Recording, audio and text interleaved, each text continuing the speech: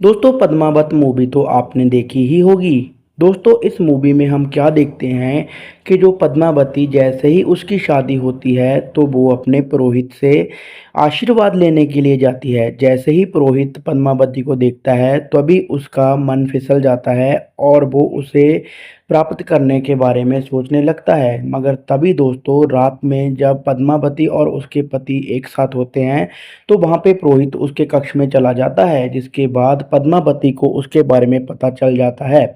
जैसे ही राजा रतन सिंह को वो इसके बारे में बताती है और राजा रतन सिंह सभी लोगों को बुलाता है, तभी वो पुरोहित पकड़ा जाता है।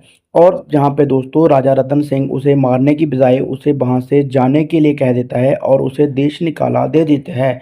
इसके बाद वो जो पुरोहित होता है वो अलाउद्दीन खिलजी के पास चला जाता है और वो कसम खाता है कि मैं तुम्हारे साम्राज्य का विनाश करवा दूंगा। तभी जैसे ही वो यहाँ पे अलाउद्दीन खिलजी के पास जाता है और वो अलाउद्दीन खिलजी को उसके बारे में बताता है कि अगर तुमने पद्मावती को नहीं पाया तो तुम्हारे पास कुछ भी नहीं, क्योंकि वो बहुत सुंदर रानी है। तभी अलाउद्दीन खिलजी पद्मावती को पाने की चाह में और देखने की चाह में कई कई तरीके अपनाने लगता है। तभी वो राजा रतन सिंह के पास जाता है और कहता है कि मुझे पद्मावती को देखना है। तभी राजा रतन सिंह को गुस्सा आ जाता है, मगर राजा रतन सिंह एक ऐसी चाल चलते हैं जिसमें वो राजा रतन सिंह अलाउद्दीन खिलजी को एक झलक भी पद्मावती की नहीं लेने देते। तभी अलाउद्दीन खिलजी वहां से चला जाता है और राजा रतन सिंह को अपने घर में दावत के लिए बुलाता है। मगर दोस्तों हम देखते हैं जैसे ही राजा रतन सिंह वहां पे जाता है अलाउद्दीन खिलजी उसे गिरफ्तार कर लेता है